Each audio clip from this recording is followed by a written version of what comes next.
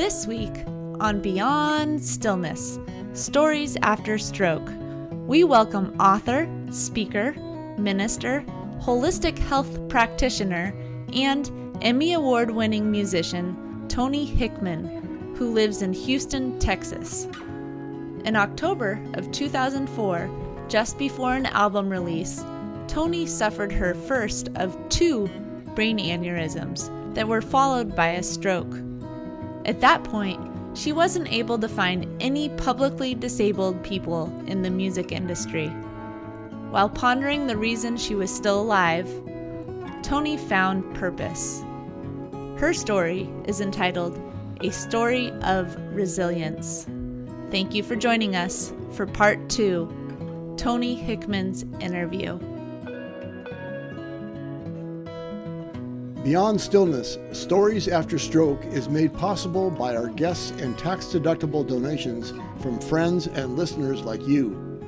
Join us in empowering stroke survivors with stories of wisdom, purpose, connection, and hope at www.beyondstillness.org.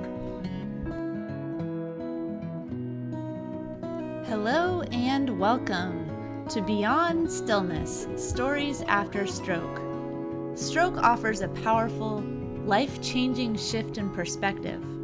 Each colorful memory creates a parable for life's greater teachings, a compass for journeys ahead, and inspired wisdom for unique growth. This podcast, Beyond Stillness, Stories After Stroke, offers a moment of pause for storytelling and reflection. Ultimately, Beyond Stillness is a welcoming environment that reveres the moment beyond stroke's paralysis. Still moments unite humanity and divinity. I'm your host, Molly Bucola.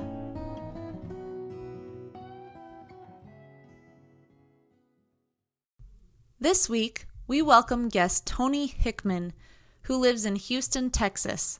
She's a mother and daughter who has survived 2 brain aneurysms and a stroke. Toni is also a decorated musician, featured on gold and platinum albums, and even earned an Emmy. In her music, she speaks to the human experience and specifically sheds light on those with disabilities. Today, Toni shares her story entitled A Story of Resilience. As we begin, we take a moment of pause, a moment to stop and think about how far we've come in our own recoveries. To think about the moments that may have been dark and hard, and ways that we have overcome those moments. To think about the moments that we have pushed on through to see the other side. Today we give thanks. We give thanks for all parts of ourselves. Our minds, our bodies, our spirits. The parts of ourselves that may be paralyzed. And also the parts of ourselves that may have felt darkness.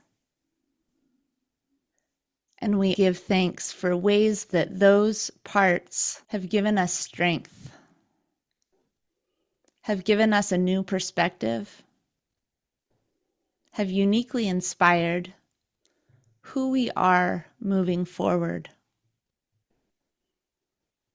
Today, we honor the resilience within ourselves, and we give thanks. Hi, Toni. Hello, Molly, and thank you so much for having me on your show. I've been looking forward to this and sharing, so thank you. Thank you, Toni. Your story is so powerful. At one point in your story, you said, "Here I was, an artist that had been featured on gold and platinum albums, and my voice was a big part of my identity. Also my livelihood. I didn't know one person in the music industry who was publicly disabled. Where did that leave me?" two fundamental human questions are, where do I belong? And what's my purpose? Right, right, exactly. And especially when you work so hard to be in a certain industry, and then because of what changes with you, it changes your perception of that industry even. Yeah. How did you gradually find your way back to belonging and purpose?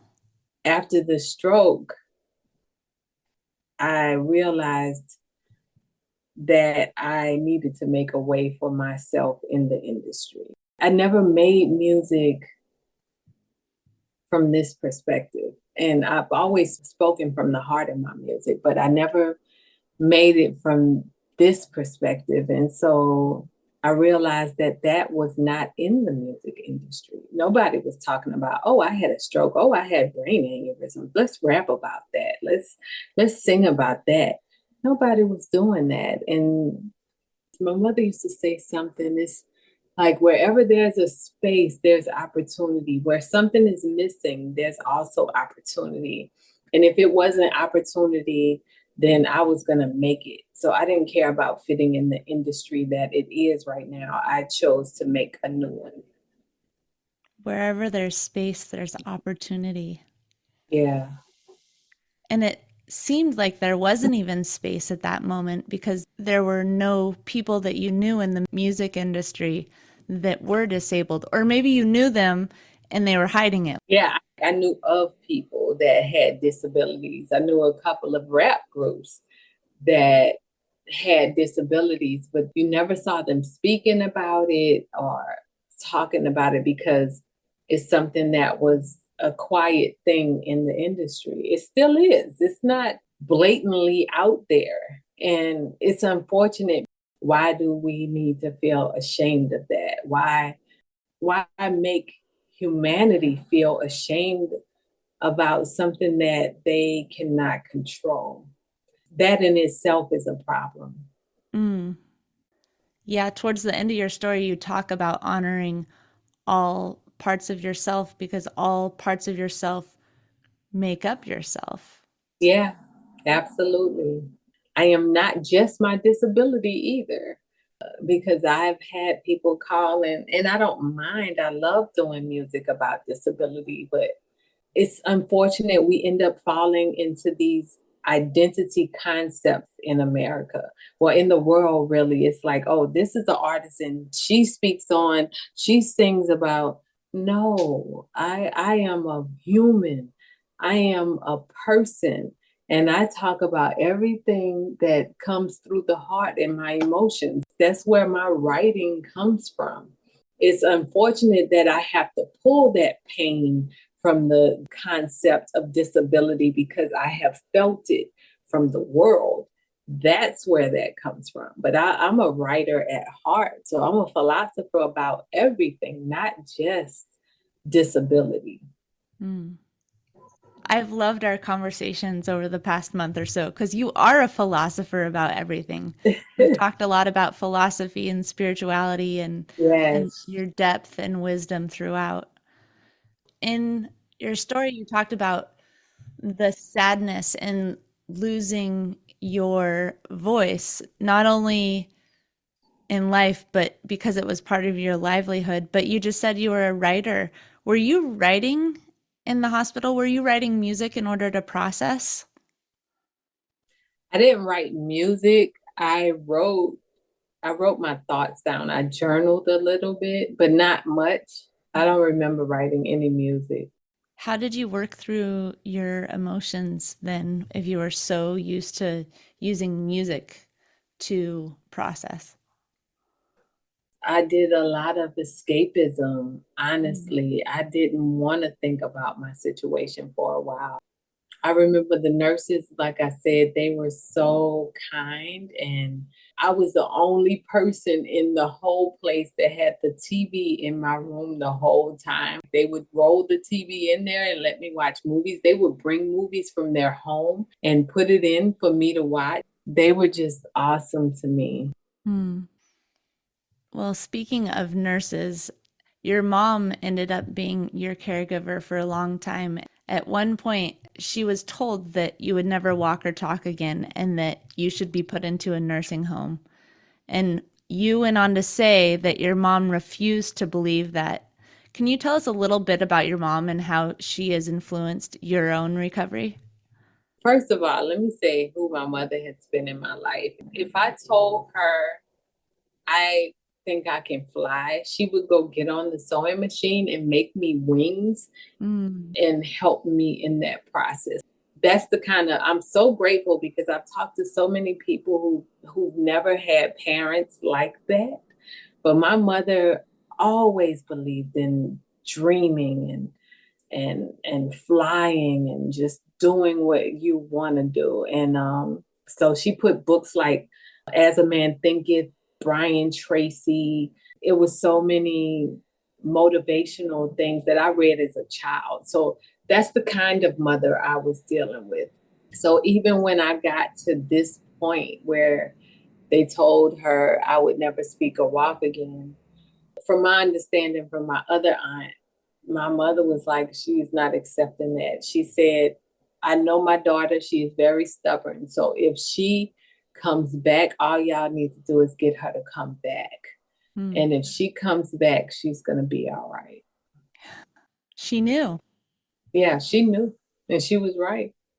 She was, whoa. My story of the hospital is, they were in the elevator. I'm going to tell this quick story. This happened in New Orleans. So my mother is with my son. She took my son out of school and they were in the elevator. And so it's this girl that I used to rap with in New Orleans, but we did local stuff, but we knew of each other. She was a nurse at that time, and they're in the elevator and they're talking about this stubborn girl that is in ICU that has pulled all of the stuff out of her nose and her mouth. Because that's when I first came out of a coma. And I pulled everything out. And my mother turned around and said, is her name Toni Hickman?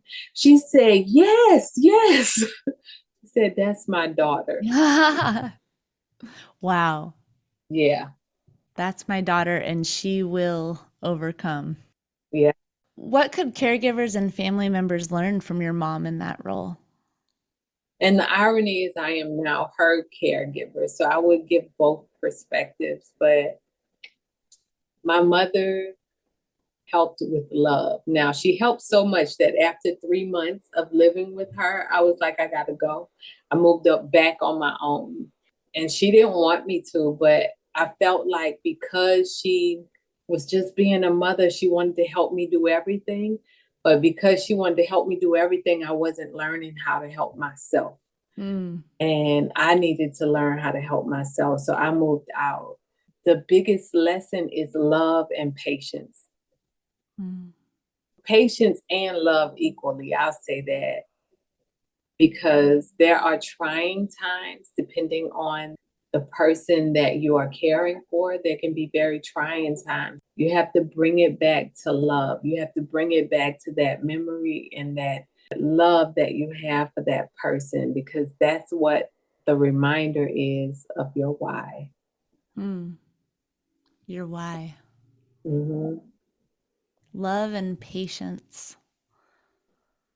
And you're giving that to your mom now. She's taught you how to be a caregiver also. Yeah. I think it's in most women. It's kind of what we do with our children even. So. And you work closely with Can Do Health to support stroke survivors and their caregivers in transitioning from the hospital back into their communities. Yeah, I am an ambassador, and I know that an ambassador can be so many things, right? But we have the opportunity to speak with other stroke survivors who are going through the same thing. We hold Zooms that talk about specific subjects that happen with stroke survivors, and they also support the caregiver and in Can Do, we call it care partners, because the encouragement to be independent within also being helped is the key. Can Do is a wonderful company, and I am so grateful to be a part of that organization because what they offer, I have never seen it before, and they're really so supportive. So again, you are using your love and your patience to find an opening and to make your way and create your reality. Yeah, You are giving back. yeah, Care partners. I love that term too. Care partners. You're partnering in this together. yeah, yeah. Hmm. Switching gears here a little bit, Toni, at one point you said, it may be part of my childhood trauma, but I don't like the idea of depending on other people. Yet there are many times in life that we do have to depend on others. Please share how you worked and are working through that idea of dependence. Depending on people it should be a natural thing. Like my mother used to say this statement, everybody uses everybody. The goal is to never misuse anybody. Ooh, man, I want to meet your mom. She's an amazing soul. Yeah. Say that again. Everybody uses everybody. The goal is to never misuse anybody. That has been a hard thing for me to do. I'm still that way, but I'm working on it because if you don't trust that people will do what they need to do for you, you end up doing too many things on your own, and that takes away from you. When I first had my aneurysms and stroke, I didn't want help. I didn't want somebody constantly helping. I didn't even like the idea of me being somebody's dependent. I didn't like that idea. I still battle with it. I think it's important to maintain a sense of independence. I don't care what state you're in. It's still important to maintain a sense of independence. And that's how it is for me. But I am really learning to accept help, to accept when somebody says, okay, I'll do this for you. Or even to ask. Because at first I wouldn't even ask people for help. Now I go to the grocery store and I'm like, look, I can't lift that. Can you put that in my car? It took a minute because I've always been this strong, independent Black woman. That has been my story, and I'm learning. I'm still learning. Yeah, it's a delicate balance. Yeah. In our conversations, you've shared that since the stroke and brain aneurysms, you have a heightened sense of emotional awareness in the world that sometimes seems apathetic. How do you navigate that dichotomy? Still have not mastered that one, Molly. I'm going to tell you that. I wish I had to tell you, oh, I have that mastered now. Yeah, no. I am even more empathic. I feel everybody's stuff. And I'm learning how to filter and also working on the balance that I need for my own isolation to just let go of everything that I absorb in our day-to-day world. You know, even with people that I live with. And they understand because I constantly say it. I need my time to myself. And it's just so I can regroup. Because when you feel everything so heavy, I don't want to be a drain on anybody else. I don't want to do anything. So the best thing for me is to come to myself, breathe a minute, let it go, and then come back. Take a little pause. Yeah. Yeah. Did you have a heightened sense of empathy before your stroke and brain aneurysms? I would say I was, but not to this degree. I didn't know this degree existed. Like, What could other stroke survivors learn from your experience navigating this awareness in a world that seems apathetic? our world can be overwhelming, especially the state of it, because everybody is ignoring the message of their soul.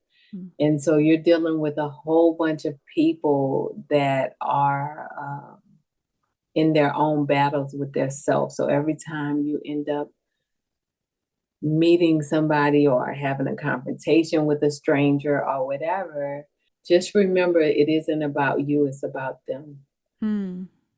And allow them to feel whatever they feel, but also remember your peace. Remember your need for your own peace, your own sanity.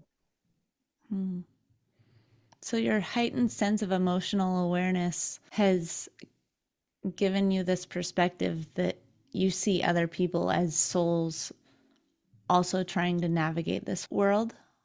Yeah. Wow, Toni. If we could all see the world in that way. Yeah. I mean, even for me, I have my bad days and I'm not excluded from that. I too have had my days and taken it out on others because I don't know how to manage my emotional content. That's why I say like peace is everything. In my holistic health class, my teacher, she said the main feeling that we need to seek always is peace, because peace is what can get us through our good days and our bad days. But any emotions like happiness or sadness for a long period of time is unhealthy too. So yeah, emotions. At one point in your story, you said, my muscles responded to my emotions. Everything locked up. My mind and emotions were directly affecting my physical body, furthering my paralysis. And then you went on to say, I create my reality. I refuse excuses. What does it mean to create your reality? I had this epiphany. I went to a stroke survivor event this Saturday. And so I parked at a store and I went in the store and I told, because they're familiar with me, and I said, can I park here while I go to this event? So I came out, my car is towed. No. Yeah. I didn't have the Uber app on my phone. Did I think to download the app, or I was so frustrated and I walked up close to 6 miles from the place I was in the drizzles to the tow company. But the whole time I was walking, I'm thinking, and I'm caught up in my own thoughts and I'm frustrated and, all of that. And then stepping in mud. And I made it complicated on myself. I did that because I did not process everything like I should have. I just jumped into that mode and just went. And after I got my car, it was like, all right, even if you were going to walk, you could have made it a better experience by not beating yourself up. And, it just happened. You thought you could really park there. In that moment, I could have called an Uber. I could have done it differently. But because my thoughts allowed me to go down this dark road of beating myself up for parking there and all of that, I created that reality. So each time we create our reality with our thoughts and how we think and how we see the world. And so even on this trip, that's why I brought up the trip, because after it was done, I was just like, I did not have to go down that dark path. Even if I chose to walk, I could have made it an enjoyable experience and just enjoyed the rain, enjoyed stepping in mud puddles like we did as a child. Like I could have really made it an experience, but instead I made it an experience that was frustrating and, all of that. It didn't have to be that. And so that's what I mean when I say we create our reality. They told me I would never walk or speak again. And I said, no, I am going to walk. I am going to speak. And I made that my reality because I was so determined. I think that whatever we put our mind to becomes. And so what do we want to become? That's our reality.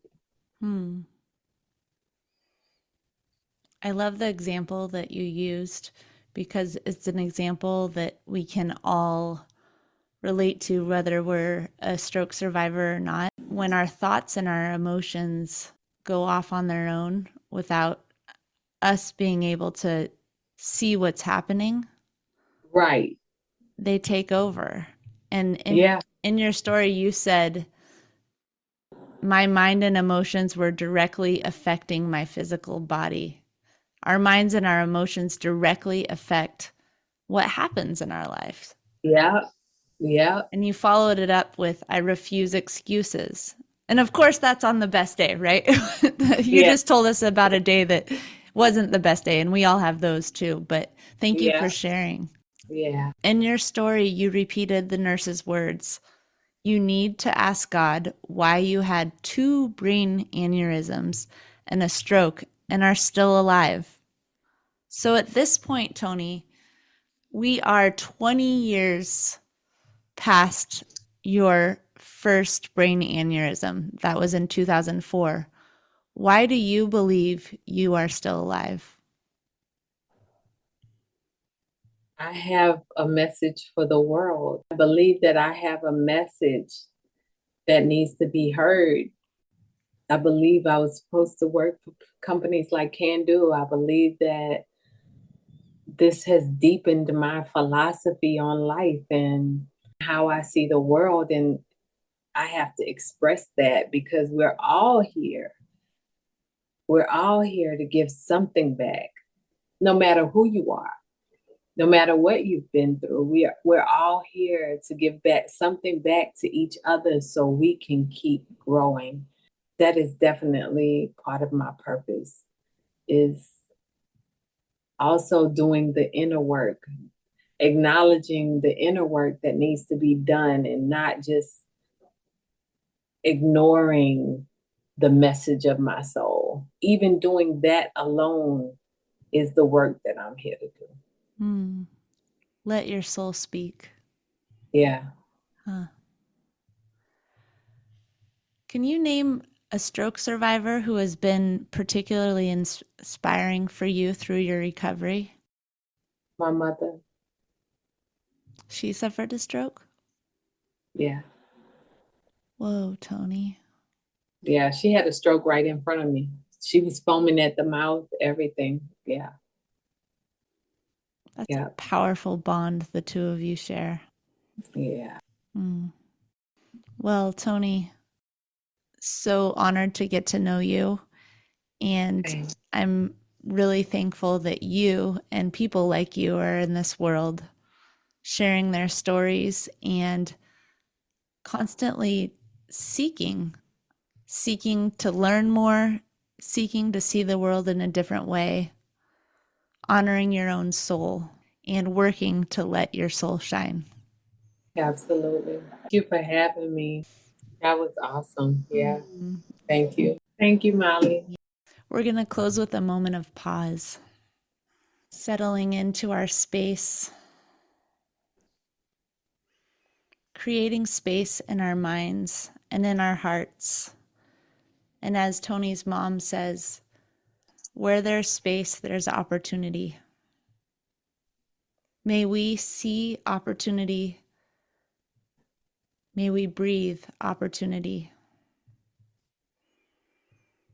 May we create space and time to be the people we're meant to be. And may we create space and time to allow others to be the people that they are meant to be. And we give thanks.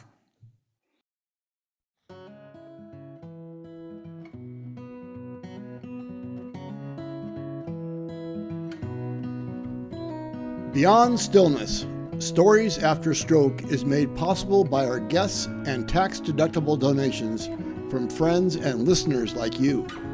Join us in empowering stroke survivors with stories of wisdom, purpose, connection, and hope at www.beyondstillness.org. Another way to support is to like, share, or subscribe to our weekly show. Again, thank you for devoting time and space for this week's episode of Beyond Stillness, Stories After Stroke. Thank you for listening to Part 2, Toni Hickman's interview. For the full story, please listen to Part 1, Toni Hickman's story. Each colorful memory creates a parable for life's greater teachings, a compass for journeys ahead, and inspired wisdom for unique growth.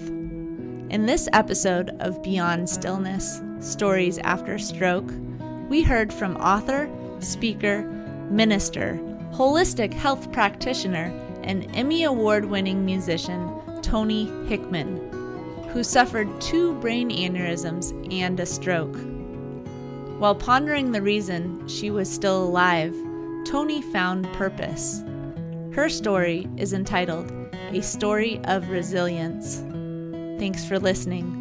And remember, as part of the stroke community, you are more than supportive.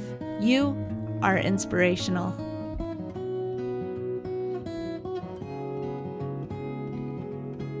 If you are part of the stroke community and have a story you'd like to share on the show, please contact us.